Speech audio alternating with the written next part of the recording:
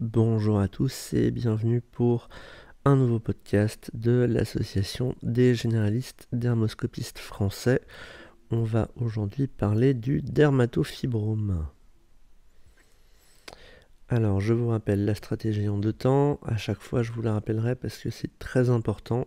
Si vous êtes en face d'une lésion pigmentée en zone standard, c'est-à-dire une lésion qui, par définition, n'est pas achromique, n'est ni sur les paumes, les plantes, le visage, le cuir chevelu, les ongles, les muqueuses ou sur une cicatrice, alors vous pouvez utiliser la stratégie en 2 temps. Le dermatofibrome est un piège de la stratégie en 2 temps, puisque c'est la plupart du temps une lésion qui sera pigmentée en zone standard et qui présentera ce qu'on appelle une pseudo-réticulation périphérique.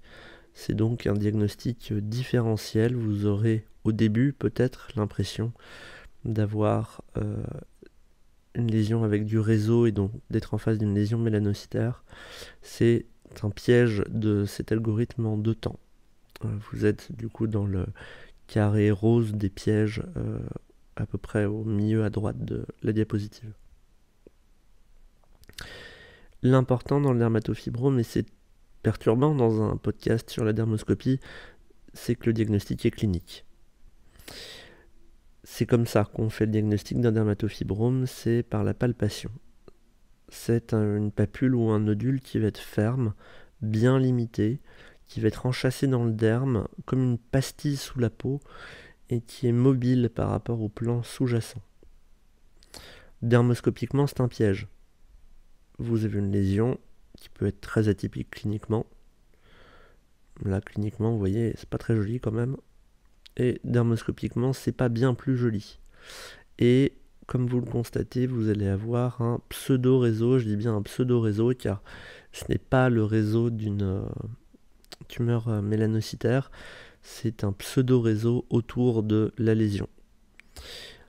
Et c'est la clinique qui vous rattrape le diagnostic. Si vous voyez juste ça, bon, l'aspect, on va le voir, est évocateur d'un dermatofibrome, mais vous pouvez vous poser la question et c'est la clinique qui vous donne le diagnostic.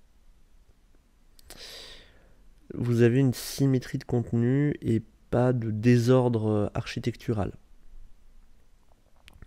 Déjà, on va commencer par ce qu'on voit ici au milieu, c'est-à-dire un patch de dépigmentation au centre de la lésion, qui va souvent avoir des bords qui seront hérissés.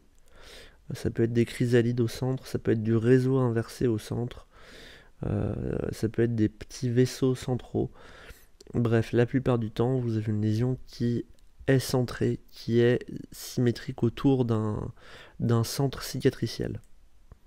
Et autour de ce centre cicatriciel, vous avez la plupart du temps une pseudo-réticulation fine en périphérie régulière. Pourquoi, vous allez me dire, est-ce qu'on a ce pseudo-réseau? À quoi correspond-il? C'est en fait de la tumeur qui active les mélanocytes aux alentours et les mélanocytes vont cracher un petit peu de normaux, sans masse tumorale sous-jacente mélanocytaire, bénigne ou maligne, vont cracher un peu de mélanine et pigmenter finalement la peau environnante par réaction à la tumeur qui est au centre. C'est pour ça qu'on a cette espèce de pseudo-réseau périphérique qui la plupart du temps est bien symétrique et régulier. Vous allez avoir également une possibilité d'avoir simplement cette fine réticulation sans le patch cicatriciel central. Ce sera souvent le cas lorsque la lésion est débutante, mais vous aurez toujours à la palpation cette petite pastille sous la peau. Et ensuite, ça deviendra le premier aspect qu'on a décrit. Et enfin, le plus difficile, c'est lorsqu'on a une pigmentation homogène sans aucune réticulation, ce qui là aussi est souvent le cas lorsque la lésion est très débutante. Allez, quelques exemples.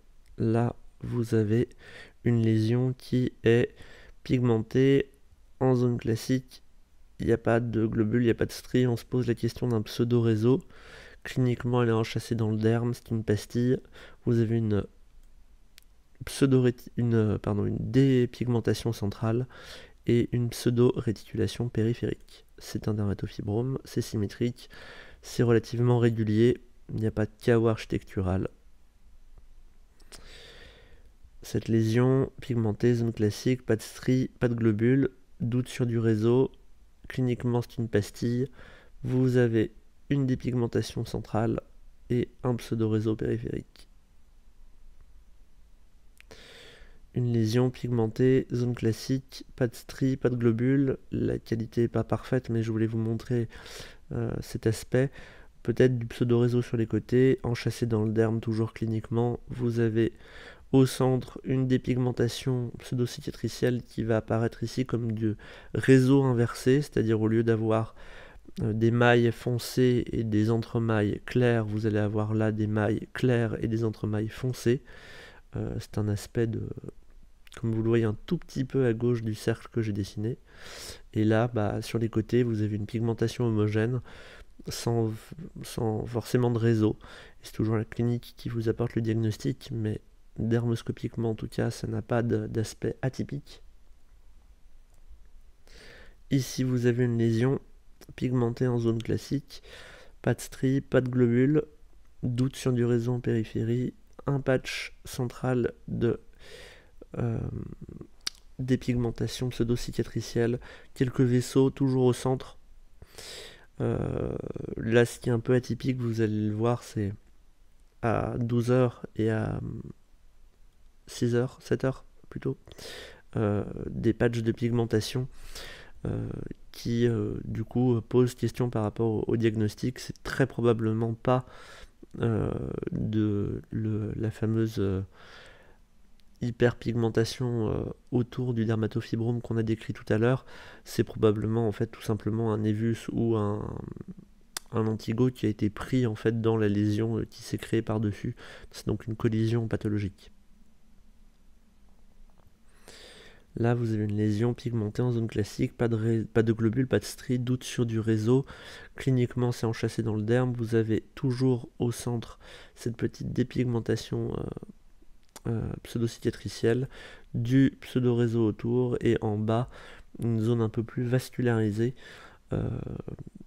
mais qui est finalement assez habituelle, comme vous l'avez vu sur les différentes lésions précédentes. Il peut y avoir un peu des vaisseaux qui la plupart du temps sont au centre. Parfois il peut y avoir des zones un peu plus excentrées comme ça sans que ça remette en cause le diagnostic.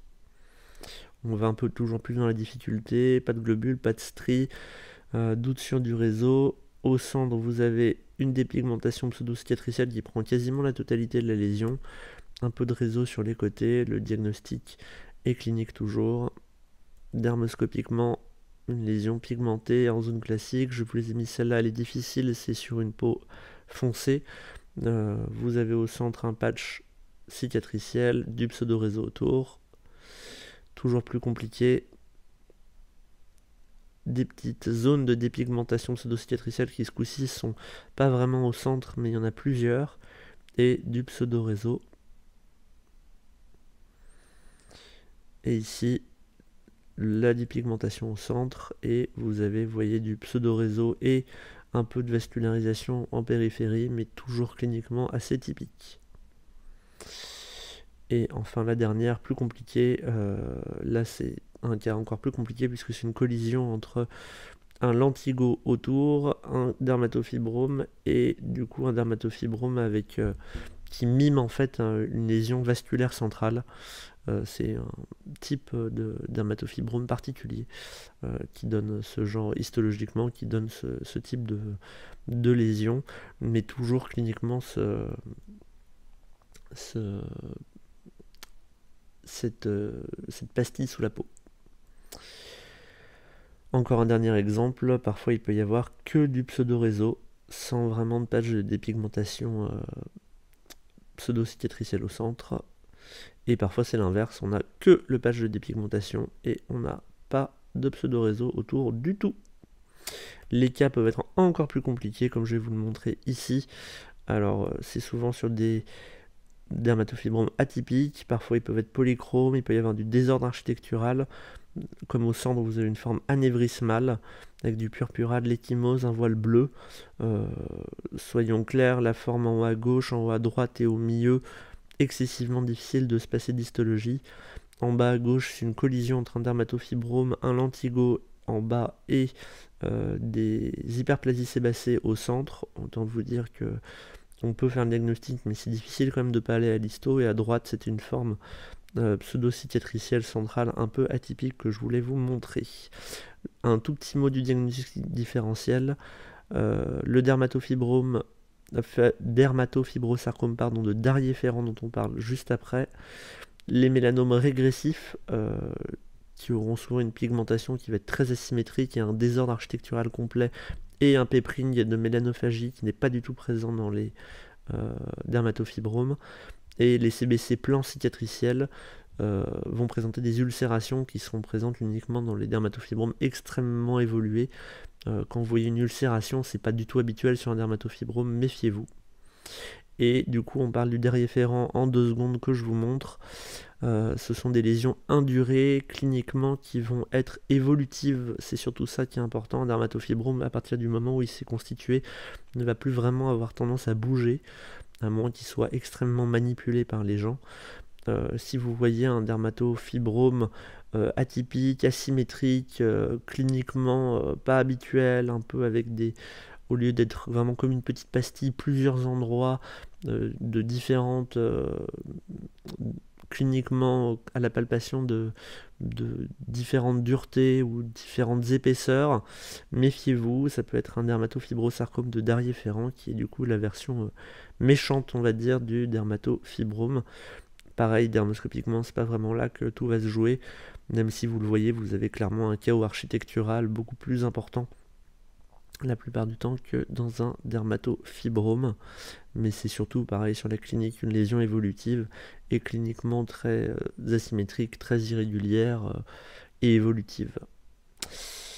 Et voilà, merci de votre attention et comme d'habitude, le petit QR code pour l'association si vous n'êtes pas encore dessus. Merci à vous.